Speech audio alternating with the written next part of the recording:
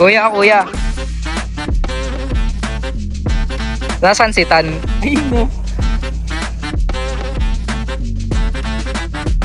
Ay, nagtatampo.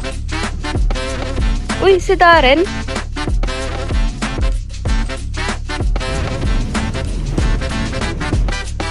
Ay, nagsa-science pa rin?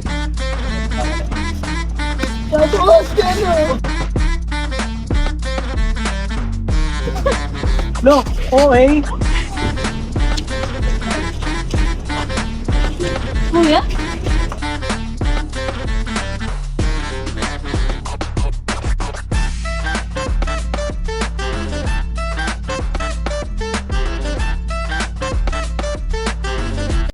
Media, information, pare-pareho lang yun eh.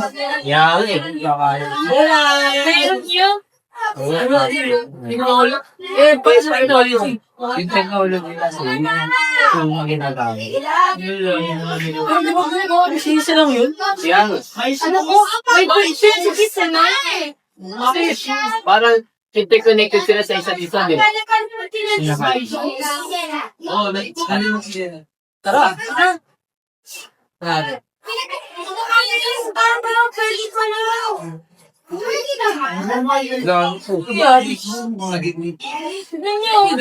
Oo. Sa akin. Sa akin din, no? Nangyari? Mami. Where are we? Saan tayo? Mambangan lugar na to ah. Nasa iba na naman tayo. Uy. Ano yun? Uy, may nakalagay. Analyst na natin.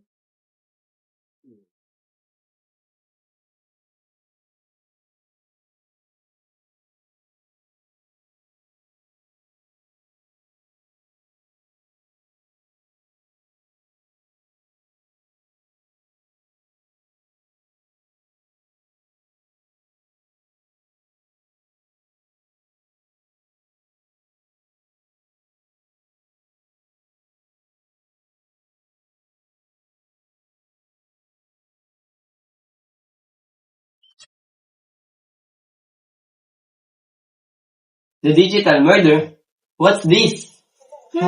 So this person, ito yung nawawala almost month ago after mag-viral ng photo na nagdanakaw daw siya ng class funds nila. And also, may nagsasabing nawala siya or pinatay siya. So the victim was Night Owl 23. Yes. And we're trying to figure out who killed or why did he disappear. Oh. So, but it states here that there was no CCTV and there is only digital clues. Now that's bizarre one. And then when we look up the left side, we would see timelines. Then there's this 7:45 p.m. where he was seen last online. And there is something strange that is posted on which platform. So there's no evidence na malinaw na pinatay ba talaga siya or nawala siya. Yeah. Okay. Oh. Well, but the post was deleted. And then rumors started. Okay, so let's consider na pinatay siya. So these are the suspects according to our investigation. Suspect 1, Shadow X. He's the one who posted that photo. Then after ma-viral, dinilit niya to agad. And next, second suspect, which is yung kaibigan niya for almost 10 years. Na meron silang pinag-awayan before mawala ng suspect.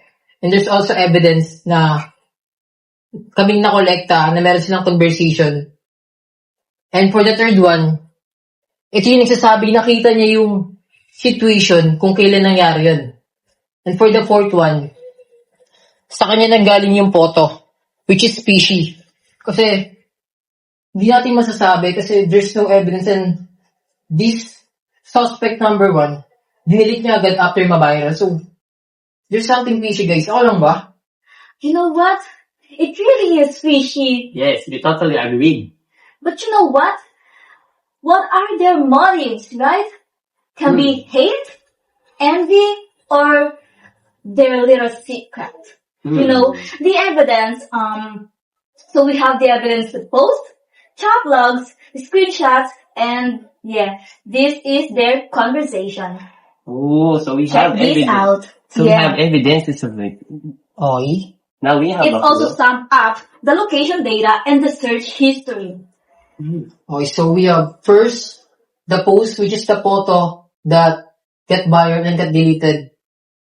And for the second one, the chat logs and also the screenshot of the second suspect na nakaaway niya, Yeah, there is. which is his best friend for almost 10 years.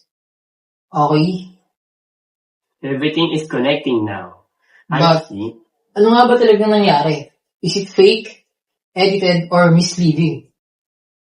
You know what? Let's investigate.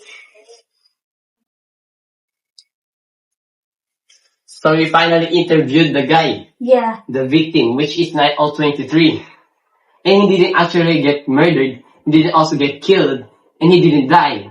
But instead, he disappeared. Yes. And he disappeared because of embarrassment. He is embarrassed about the post that got trending and viral online. And it turns out to be a fake news. Okay, so the real crime wasn't murder. The real crime is spreading fake information in fake posters that have been posted online. So okay, remember guys, not everything you see in online is the truth, and always think before you click.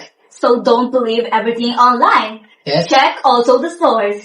And we try to find, evaluate, verify, and use reliable sources. Facts, Over. Rumors. We're back. Uy, may message na naman.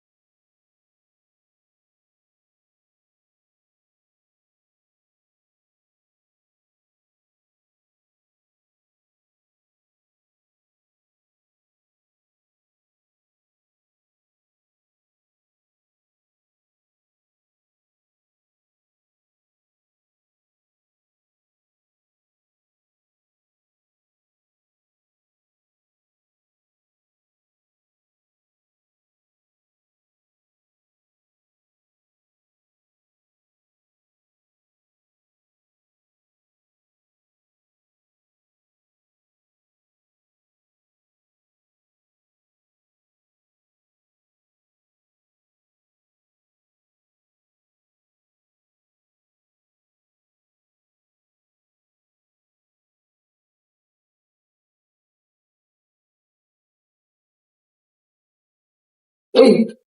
Nakabalik na tayo. Ano tayo? Finally ba? Oo Ano ba yun? Real world na ba to? Nakabalik na Oy, tayo. Jen! Let's go!